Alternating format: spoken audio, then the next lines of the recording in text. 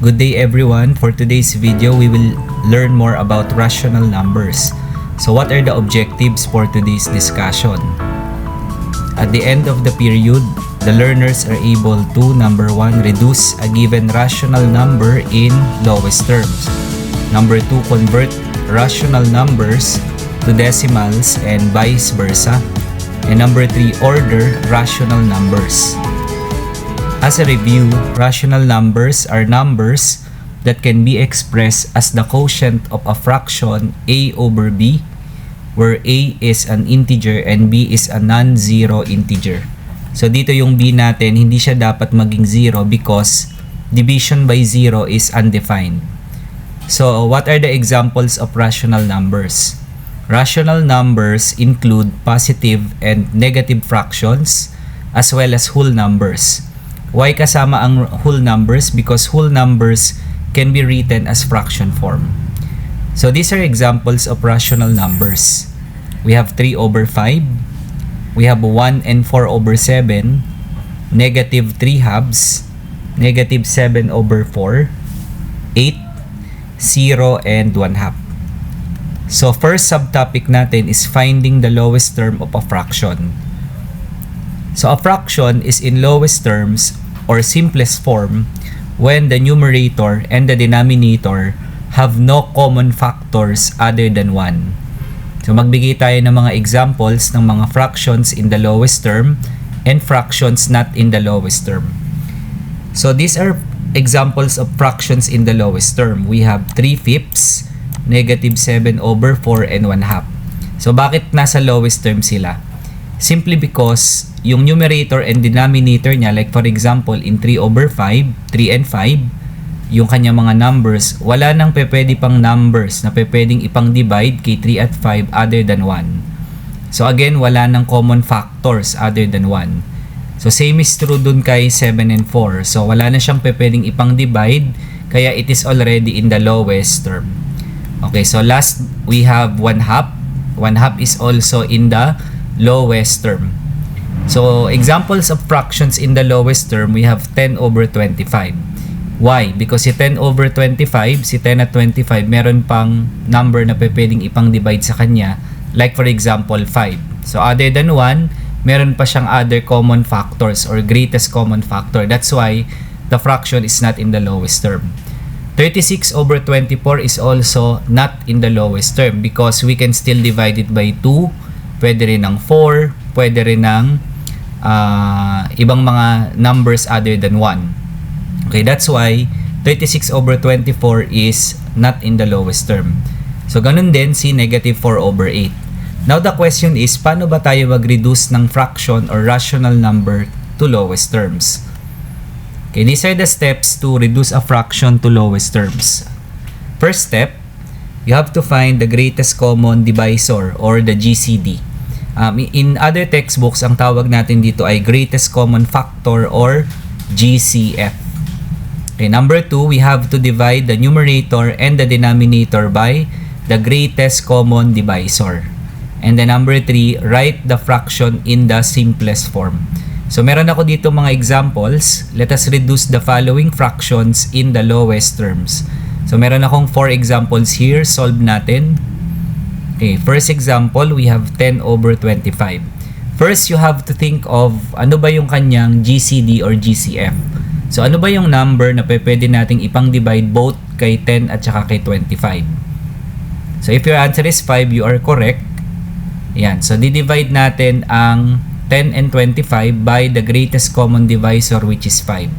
So 10 divided by 5 is 2 and then 25 divided by 5 equals 5. So therefore, ang ating lowest term ng 10 over 25 is 2/5 or 2 over 5. Next is 36 over 24. So kailangan makuha natin yung kanyang GCD or greatest common divisor. So ang greatest common divisor natin for 36 and 24 is 12. Pwede mo rin siyang ipang-divide ng 4, pwede rin po ng 2. Kaya nga lang, ang problem doon is kapag ka i-divide mo siya ng hindi yung greatest common divisor ang makukuha mo, so yung magiging outcome mo is reducible pa rin sa lowest term. That's why I advise, kailangan makuha nyo na kagad yung greatest common divisor or GCF or GCD. So again, ang greatest common divisor ng 36 at 24 is 12. So divide natin yung numerator and denominator ng 12. 36 divided by 12 is 3 and 24 divided by 12 is 2. So therefore, the lowest term of 36 over 24 is 3 halves. Okay, now when changed to mixed number, okay, ang tawag na ang magiging answer natin ay 1 and 1 half. Okay, another example, we have negative 4 over 8.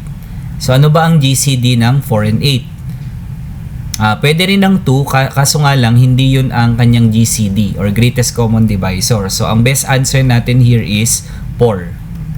So divide natin yung numerator and denominator by 4. 4 divided by 4 is 1. And then 8 divided by 4 is equal to 2. And then copy the negative sign. So ang lowest term ng negative 4 over 8 is negative 1 half.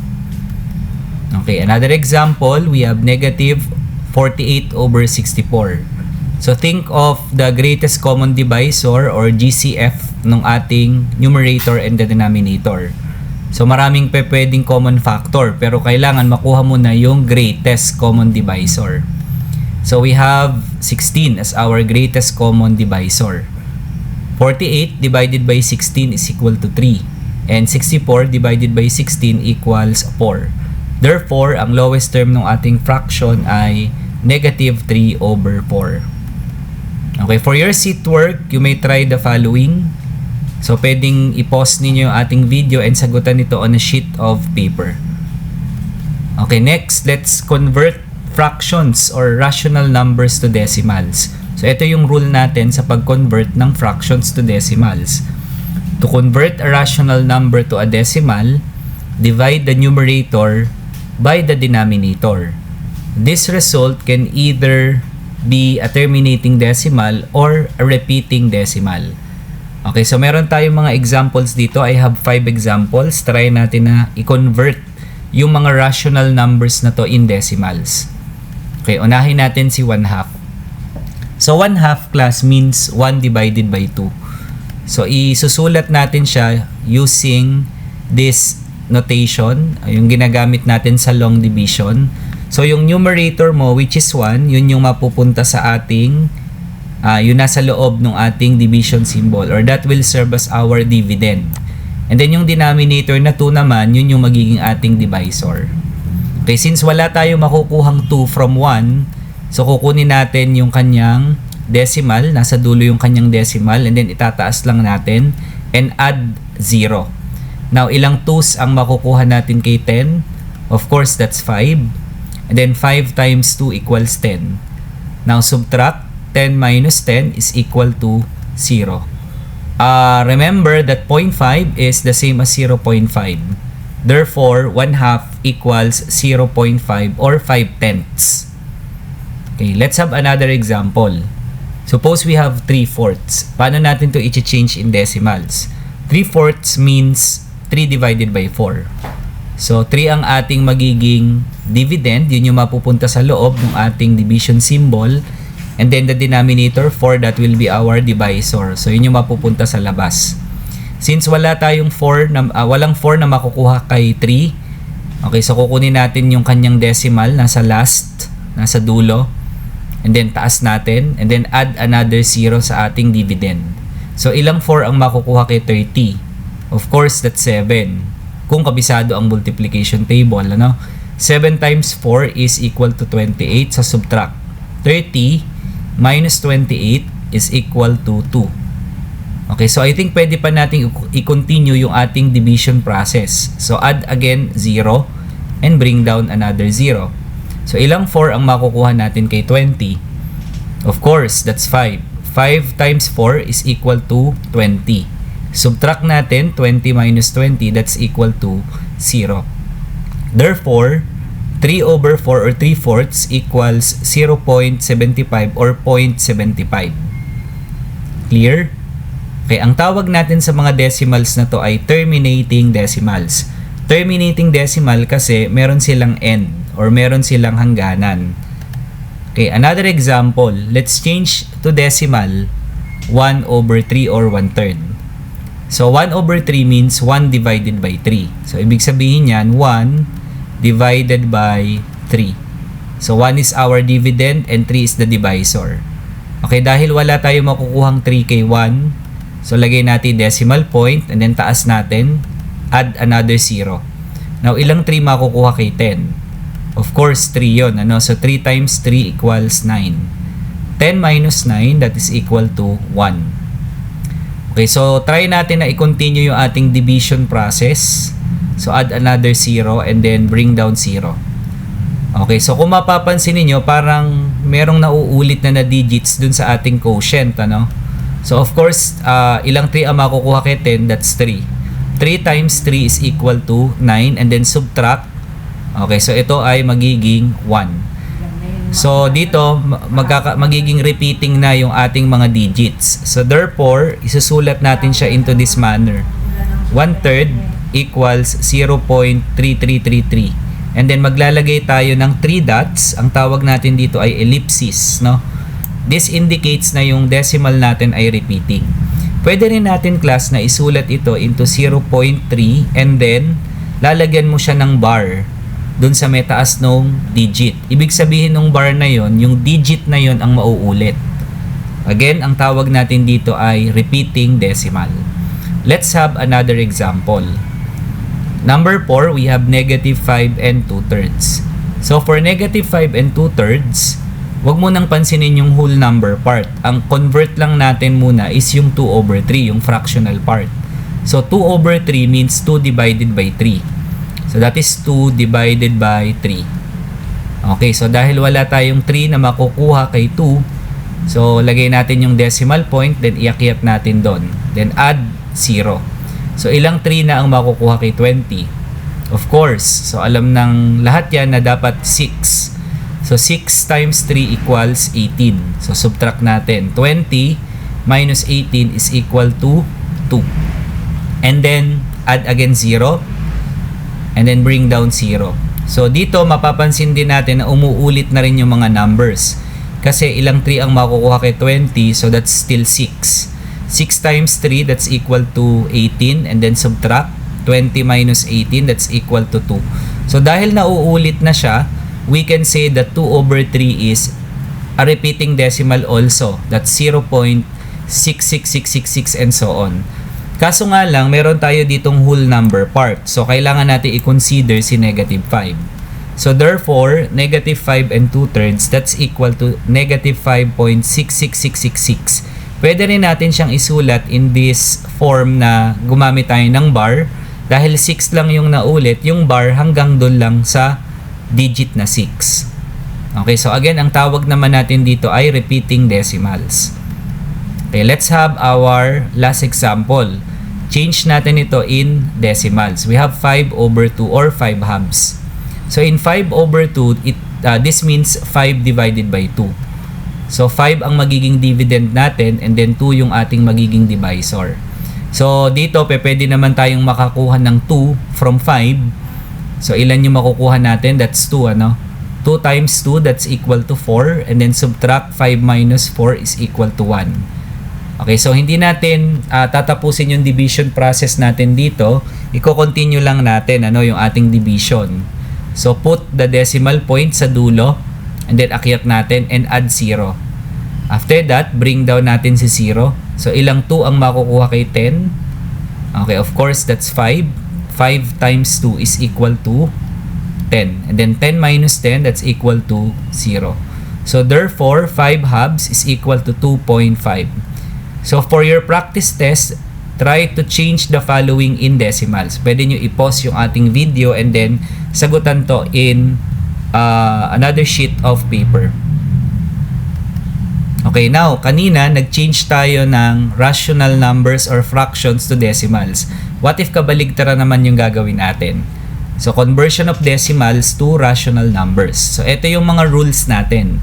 To convert a decimal to rational number, number 1, determine how many digits are after the decimal point. Number 2, create a fraction whose denominator is the place value of the decimal. Number 3, reduce the fraction in the lowest terms. So meron tayong mga 4 examples dito sa baba. We will change the following to rational numbers. So apply natin yung mga steps. Unahin natin si 0.5. So remember, sa pagbasa natin ng decimal, di ba, nakadepende siya sa number of digits after the decimal point. So dito, meron kang isang digit after the decimal point. In elementary, di ba, binabasa natin yan na 0.5 or more appropriately, ang basa natin dyan ay 5/10. Di ba sa decimal, magsisimula ka sa tenths, hundredths, thousands, 10,000s, and so on and so forth. So pagka isa lang ang digit mo after the decimal point, ang basa natin doon tenths. Pag dalawa, hundredths. Pag tatlo, thousands, and so on and so forth. So ang basa natin dito is 5/10. Dahil 5/10 yan, ang ibig sabihin niyan ay 5/10. Okay, now si 5/10, lesson natin kanina, ilo-lowest term na lang natin. So i-divide natin siya ng kanyang GCD, which is 5. So 5 divided by 5 equals 1 and 10 divided by 5 equals 2. Therefore, 0.5 or 5/10 equals 1/2. Okay, magbigay tayo ulit ng isa pang example. Okay, try natin si 0.25. So, pag binilang mo yung digits after the decimal point, dalawa. So, ang basa natin dito is 25 hundredths. Dahil 25 hundredths, we can express 0.25 in fraction form as 25/100. Okay, now, ang gagawin natin is ilo-lowest term natin si 25/100 by dividing them by their GCD or greatest common divisor. So, ang greatest common divisor natin dito ay 25 also. So, divide natin si numerator and denominator by 25. 25 divide 25, that's equal to 1. And then 100 divided by 25 equals 4. So, therefore, 0.25 or 25 hundredths equals 1/4. Magbigay ulit tayo ng isa pang example. Okay, so meron tayong decimal number, negative 0.875. So, 3 digits yung ating mga digits dito after the decimal point. Kaya ang basa natin dyan ay negative 875 thousandths. Dahil ang basa ay negative 875 thousandths, pwede natin siyang isulat into negative 875/1000. Dito, medyo malaki kasi yung numerator and denominator mo. So, kung hindi mo kagad ma-identify ang GCD niya, pwede rin naman na unti-untiin mo yung pagdi-divide. Kaya lang ensure that your final answer must be in the lowest term. But getting the correct GCD, ang GCD natin here ay 125. So 875 divided by 125, that is equal to 7. And 1,000 divided by 125 is equal to 8. Therefore, ang lowest term natin is negative 7/8. So, negative 0.875 equals negative 7/8. Okay, meron pa tayong last example. We have 4.35. So, ang basa natin sa decimal point ay end, di ba? So, we can read this as 4 and 35 hundredths. Okay, pero dito class, hindi muna natin papansinin yung whole number part. Ang i-change lang natin is yung 0.35. Okay, so change natin si 0.35 or 35 hundredths, so that can be expressed into 35/100. And then ilo-lowest term natin si 35/100 by dividing them by the numerator and the denominator by the GCD, which is 5. So divide natin 5 yung numerator and denominator. 35 divided by 5 equals 7 and 100 divided by 5 equals 20. Itong 7/20, yan ay equivalent ni 0.35 lang. Ang given natin, di ba, 4.35. Kaya, okay, yung answer natin is 4 and 7/20 or 4.35 equals 4 and 7/20. So, I hope clear sa inyo yung pag-change ng decimal to rational or fraction form. So, meron ako ulit ditong sheet work. Try to answer this in one whole sheet of paper. Okay, another topic natin here is pag-change ng repeating decimals to fractions. Pag sinabi natin na repeating decimals, ito yung may mga nauulit na digits dun sa ating decimal and endless siya compared sa ating terminating decimal. Okay, so meron tayong dalawang cases dito no, na aaralin. Yung case number 1 is what we call the pure repeating decimal. So ito yung mga steps no, sa pag-change ng pure repeating decimal to fractions. Number 1, we have to count how many digits are repeating. So mabibilang mo dapat kung ilan po yung mga digits na nauulit, kung isa, kung dalawa, and so on. Number 2, you have to write the repeating digits as the numerator. Number 3, the denominator is the same as the number of nines as repeating digits. So kung ano yung bilang mo dun sa number 1 sa first step, halimbawa kung isa ang sagot mo doon, meron siyang halimbawa isang digit na nauulit, that corresponds to the number of 9 sa iyong denominator. Okay, so after writing your numerator and the denominator, you will reduce the resulting fraction in the lowest term. So medyo mahirap intindihin to dahil steps pa lang. Mas maganda, apply natin with the following examples. Okay, let us convert the following repeating decimals to fractions. We have 0.666, we have 0.333, and then we have 0.36. So, unahin muna natin itong unang repeating decimal, which is 0.666. Okay, so unang gagawin natin, you have to consider what is the number of repeating digits. So, ang bilang ng nauulit na digit natin dito, isa lang. Tama? Yung 6. So, ang sagot natin doon will be ayan, 1. So, ang number of repeating digits natin ay 1. Kasi 6. Isa lang yung nauulit, which is 6.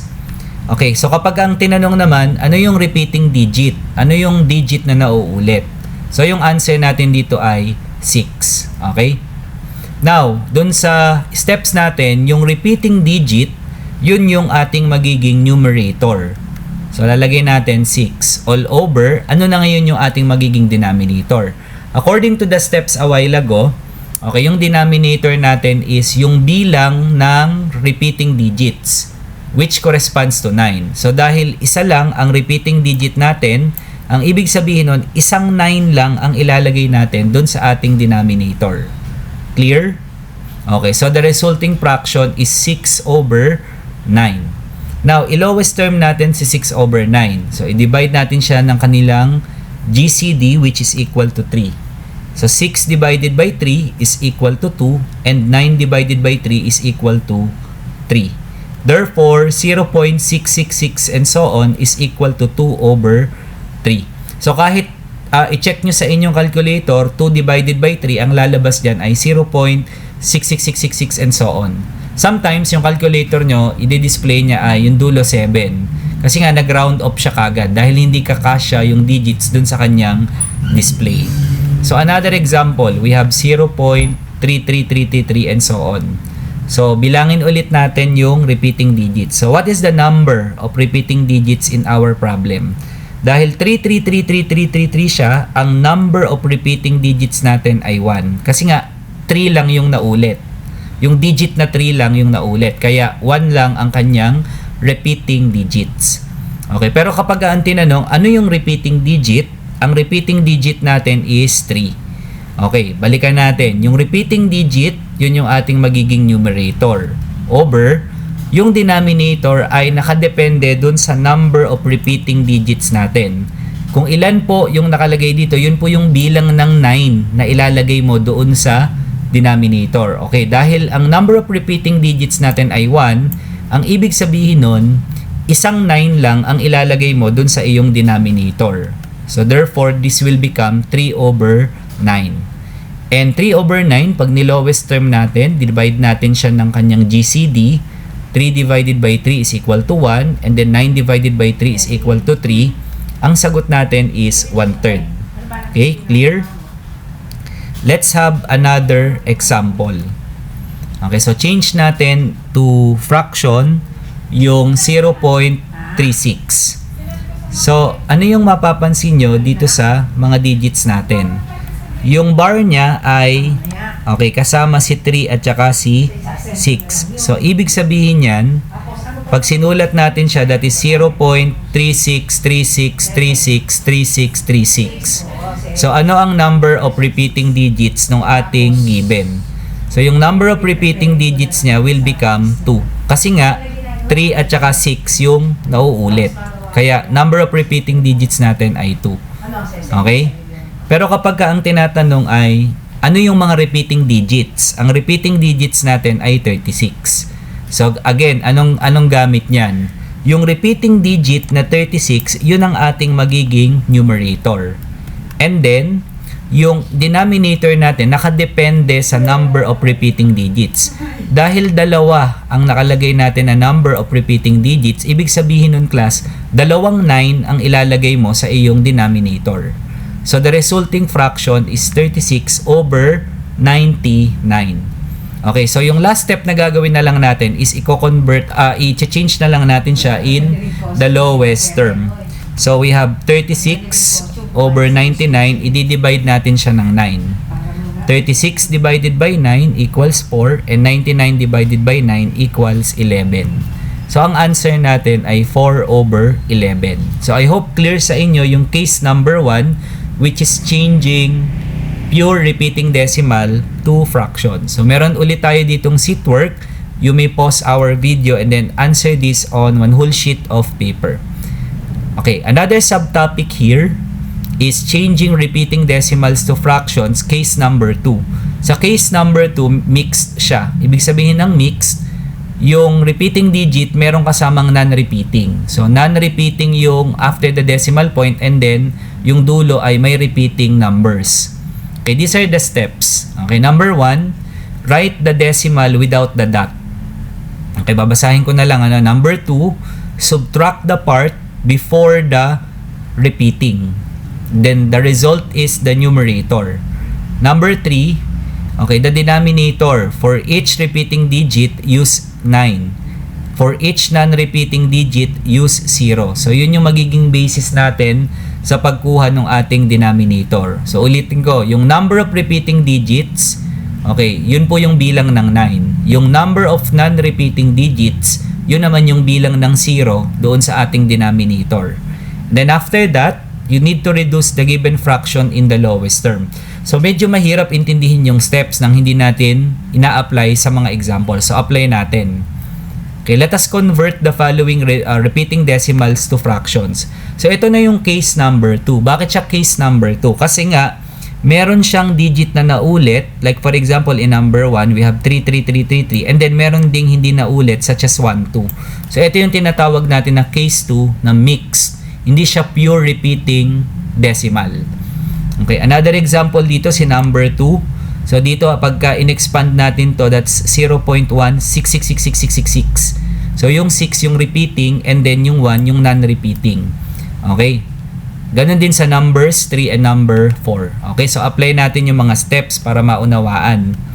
Okay, let us change 0.1233333 and so on to fraction form. So, unang step natin is identify yung number of repeating digits. What is the number of repeating digits in our given?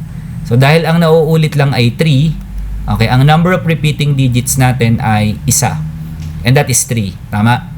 Next na gagawin natin is we will determine the number of non-repeating digits. So, yung non-repeating digits natin sa problem 1 and 2. So, ilan? Okay, so kung answer mo ay 2, you are correct. The number of non-repeating digits is 2. Okay, bakit kailangan na hanapin yung number of repeating and number of non-repeating digits? Kasi, class, gagamitin natin to dun sa ating denominator. O ngayon, puntahan natin yung numerator. Paano kukunin yung numerator? Pag tiningnan nyo yung steps kanina, isusulat mo yung numerator mo by following this step. So, una, kukunin mo yung digit up to the first repeating digit or number. So, ibig sabihin, ang kukunin mo is 123 or 123. Isusubtract mo siya nung mga non-repeating digits. So, ang non-repeating digits mo ay 12. So, ibig sabihin, that will become 123 minus 12. So again, saan po ulit nakuha si 123? So ang unang step class, kukunin mo yung digit, okay, na yung last digit ng ating number ay yung first repeating digit sa ating problem. So dito ang kukunin mo 123. Maliwanag? And then after nun, yung 123, isusubtract mo siya nung non-repeating. So ang non-repeating niya ay 12. Kaya 123 minus 12. And we know that 123 minus 12 is equal to 111. So yung 111 class, yun yung ating magiging numerator. Maliwanag? Okay? Ngayon, kunin naman natin yung kanyang denominator. Yung denominator niya, gagamitin natin yung given natin sa taas. Okay, so since ang number of repeating digits niya ay 1, ibig sabihin nun, isang 9 lang ang ilalagay mo sa denominator. Ano naman ang purpose ni number of non-repeating digits? So dito sa problem, ang number of non-repeating digits natin ay 2. So ibig sabihin nun, 2 0 naman ang ilalagay mo sa iyong denominator. So ang resulting fraction natin ay 111 over 900. Okay, maliwanag? Okay, so ang gagawin na lang natin is ilo-lowest term natin itong number na to. Okay, by dividing the numerator and the denominator by the GCD. So this time, ang GCD natin ay 3. So 111 divided by 3 is 37 and 900 divided by 3 is 300. So therefore, the repeating decimal 0.1233 and so on is equal to 37 over 300. So try nyo i-press sa calculator 37 over 300 or 37 divided by 300. Ito yung lalabas natin na answer. Okay? So magbigay tayo ulit ng isa pang example para mas maintindihan yung ating topic. Okay, change natin itong repeating decimal na to in fraction form. So again, this falls under case number 2 kasi nga may mga digit na naulit, may mga non-repeating. So pag in-expand natin to, that is 0.166666 and so on. So apply natin yung steps kanina. Una, let's determine the number of repeating digits. So ang nauulit lang dito ay 6. Kaya ang number of repeating digits natin, isa lang. Okay. Next, consider din natin yung number of non-repeating digits. Yung number of non-repeating digits in the problem ay 1. So ibig sabihin, ang number of non-repeating digits natin ay 1. Okay, so ito lagi yung unang step kasi gagamitin natin ito mamaya sa ating denominator. Kunin naman natin yung kanyang numerator. To get the numerator, una, ko-consider mo or kokopyahin mo yung number kung saan yung last digit ay yung first repeating digit natin. So yung first repeating digit natin dito 6. 'Di ba ito 1.666666. Kaya ang kukunin lang natin ay si 16. Isusubtract natin si 16 noong non-repeating digit. So yung non-repeating digit na dito ay 1. Kaya naging 16 minus 1. And what is 16 minus 1? So we all know that's equal to 15. Kaya 15 yung ating magiging numerator. Okay, clear? Okay. Nakunin naman natin yung kanyang denominator. Ang number of repeating digits natin 1. So ibig sabihin nun, isang 9 lang ang makukuha mo or lalagay mo dito sa ating denominator. Ang number of non-repeating digits natin ay 1. Kaya ang ilalagay mo dito ay 0. That's why that's equivalent to 15 over 90. Then i-lowest term natin si 15 over 90 by dividing it by their GCD or greatest common divisor, which is 15. So 15 divided by 15 is 1 and then 90 divided by 15, that's equal to 6. Therefore, 0.166666 is equal to 1 over 6. O kahit i-press nyo sa calculator si 1 divided by 6, ito yung lalabas natin na answer. Maliwanag? Okay, magbigay ulit tayo na isa pang example. Example number 3. We have 0.45222222 and so on. Okay, bilangin natin yung kanyang repeating digits. Dahil 2 lang yung nauulit, yung digit na 2 ang nauulit, ang number of repeating digits natin ay 1. Okay. And then yung number of non-repeating digits natin, dito 4 at 5, kaya ang number of non-repeating digits natin ay 2. So mamaya gagamitin natin yan in writing our denominator. Now kunin natin yung kanyang numerator. Okay, dahil ang ibig sabihin nito pag in-expand ay 4, 5, 2, 2, 2, 2, 2, 2, 2. So kukunin muna natin yung number na kung saan yung last digit ay yung kanyang first repeating digit. So, ibig sabihin that will be 452 kukunin natin. Isusubtract natin si 452 nung kanyang non-repeating digit which is 45. Kasi ito lagi pinang susubtract natin. Kaya naging 452 minus 45. And 452 minus 45, that is equal to 407. So, ibig sabihin, okay, 407 yung ating magiging numerator. Para naman sa denominator natin, gagamitin natin itong mga to. Okay, dahil ang number of repeating digits natin ay 1, ibig sabihin nun, meron kang isang 9 dun sa iyong denominator. Ang number of non-repeating digits natin ay 2, kaya dalawang 0 ang ilalagay mo. So therefore, ang fraction natin ay 407 over 900. Okay, so gagawin natin ay ilo-lowest term. Kaso nga lang, itong si 407 tsaka 900, wala na siyang common factor pa na pwedeng ipang-divide. So, ibig sabihin, nasa lowest term na siya. So, the answer is 407 over 900. So, pag trinay nyo po sa calculator, 407 divided by 900, ito yung lalabas natin na answer. Clear? Magbigay ulit pa tayo ng isa pang example. Okay, change natin si 3.781818181. Okay, dito, yung bar na yon on top, ang ibig sabihin nun, dalawa yung nauulit. Pag in-expand natin to, that is 3.7818181818181. Pero in changing this, hindi natin muna papansinin yung kanyang whole number part. Ang papansinin lang muna yung decimal part, which is 0.781818181. So consider natin itong bagong given na 0.7818181. So, ang number of repeating digits natin dito ay 2. Kasi naulit 8 at 1. 8181. Ang number of non-repeating digits natin dito ay isa lang. And that is 7. Tama. Okay, so gagamitin natin yan mamaya sa ating denominator. O ngayon, kunin naman natin yung kanyang numerator. So, kukunin natin yung number na to na 781.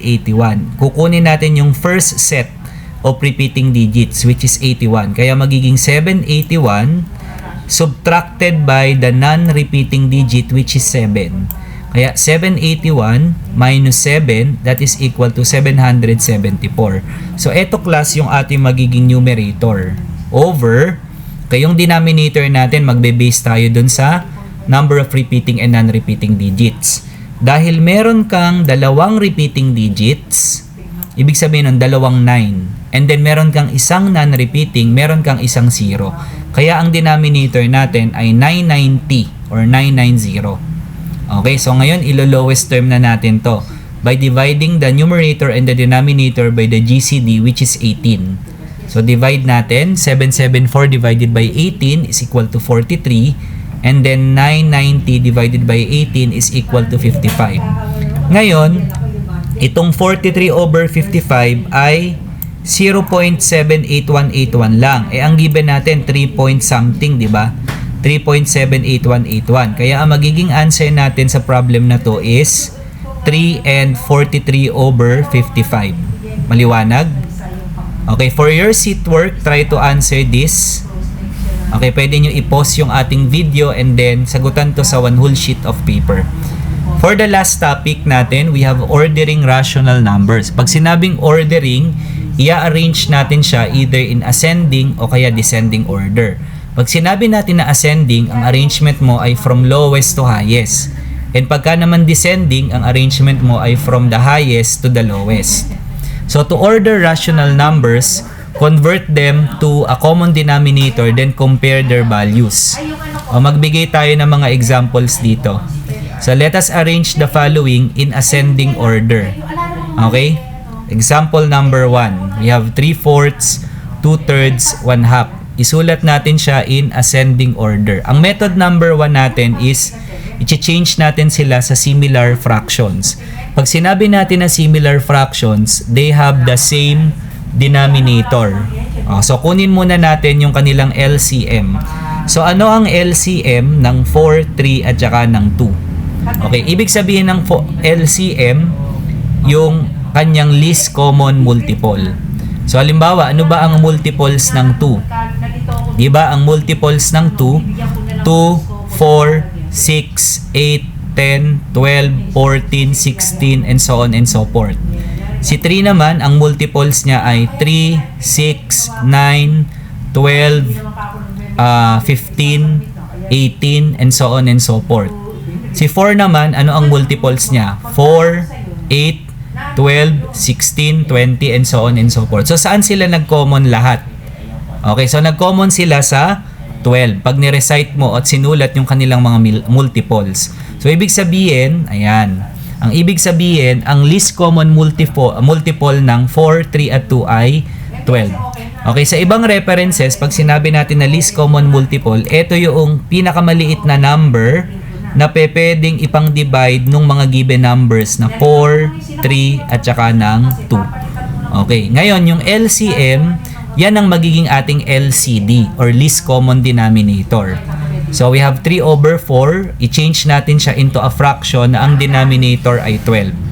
Okay, so kukunin natin ngayon yung taas. Para makuha natin yung taas, i-divide natin yung ating LCD, which is 12, by the denominator 4. So divide, tapos pagkayari nun, ita-times natin doon kay numerator.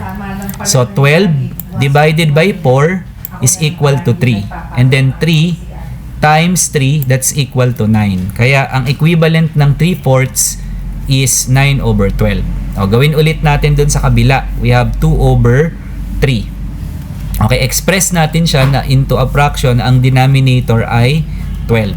So, gawin ulit natin. Divide and then multiply. 12 divided by 3 is equal to 4. 4 times 2 is equal to 8. O, kaya siya naging 8. And then, gawin ulit natin kay 1/2. Change natin siya into a fraction na ang denominator ay 12. So, 12 divided by 2 is 6. 6 times 1 is equal to 6. Kaya, ang numerator natin ay 6.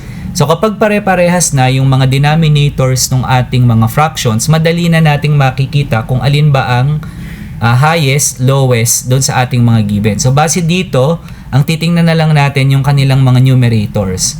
Okay, dahil ang order natin ay ascending, ibig sabihin ng ascending from the lowest to the highest. So, ang lowest number natin dito ay yung 6 over 12. So, yun yung una natin na dapat masulat. Ang next na number doon na mas malaki ay 8 over 12. And yung highest, no, dun sa ating mga fraction ay 9 over 12. Okay, so ibig sabihin, pag inayos natin yung original given in ascending order, ang answer natin is 1/2, 2/3, and 3/4. So this is our answer in ascending order. So this is method number 1 kapag ka ang basis mo ay paggamit ng similar fractions. Method number 2 is i-change mo na lang siya sa decimal. O, ito yung lesson natin kanina. So pag change natin si 3/4 in decimals, that is 0.75. Si 2/3 ay 0.666, a repeating decimal, and then si 1/2 ay 0.5. So, si 0.5, remember, that's the same as 0.50. Okay? So, ang pinakamababa, yun pa rin naman. So, 0.5, yung sumunod na mataas doon is 0.66666, and then yung highest natin ay 0.75. Kaya, ito pa rin naman yung magiging answer natin for this example. Okay, magbigay ulit tayo ng isa pang example. I-change natin ito in descending order. We have 5 over 4, 2/3, at saka 4 over 5. Pag sinabi natin class na descending, ang ayos naman natin will be from the highest papunta sa lowest value na number. Method number 1 is you have to change them to similar fractions. So una muna, kailangan alamin natin ang LCM ng 4, 3, at 5. So pwede mong isulat yung mga multiples ng 3. Halimbawa, multiples ng 3, 6, 9, 12, 15, 18, 21, and so on and so forth. So, si 5 ganun din. 5, 10, 15, 20, 25, 30, 35, 40, and so on and so forth. Si 4 ganun din. Ilista mo. And then, hanapin mo kung saan sila magko-common. Yung pinakamababa na common sa kanila. Okay? So, ang LCM ng 4, 3, and 5 ay 60. Okay? Sa ibang references, again, ano ibig sabihin ng LCM? Ito yung pinakamababang number na kayang i-divide nung ating mga given number. So, hindi ba si 60 pwedeng i-divide ng 4, pwedeng i-divide ng 3, pwedeng i-divide ng 5. So, yung least number na pwedeng i-divide ng mga given, ang tawag natin doon ay least common multiple. So, ang least common multiple natin ay 60. Kaya, i-express natin yung mga fractions na ang denominator ay 60. So, 5 over 4 change natin. 60 divided by 4 is what? Okay, so 60 divided by 4, that is equal to 15. And then 15 times 5, that is equal to 75. Okay, nagkakaintindihan? Next. Okay, 2/3 change natin in fraction form. Okay, na ang denominator ay 60. Okay, ayan, sulat natin. So, 60 divided by 3 is equal to 20. 20 times 2, that's equal to 40. And then, we have 4/5. So, change natin with the denominator na 60. 60 divided by 5 is equal to 12. Times 4, that's equal to 48. Okay, so base dyan, makikita na natin alin yung highest, alin yung lowest. O, dahil descending siya, kailangan ang first na isusulat mo ay yung highest. So, base dito sa ating mga numbers, ito ang highest. So, yun dapat yung mauna. Followed by, okay, yung mas mababa ay 48 and then yung pinakamababa ay 40 over 60. Okay, kaya ang answer natin for this example ay 5 over 4, 4 over 5, and last natin si 2 over 3 dahil descending order. Okay, sa method number 2 naman, i-change natin siya sa decimals. So, pag change natin siya sa decimals, 5 over 4 is 1.25, 2/3 is 0.66666, and si 4 over 5 ay 0.8. Kaya, ganun pa rin naman, ano? So, ang highest natin, si 1.25. Yung next na mas mababa ay 0.8. And yung lowest natin ay 0.666. So, yun pa rin yung lalabas natin na answer. Okay? Ito pa rin yung ating magiging correct arrangement. Okay? So, bago ko i-end yung aking video lesson or discussion, ito yung ating last sheet work. Pakisagutan na lang ito sa one whole sheet of paper. Goodbye everyone!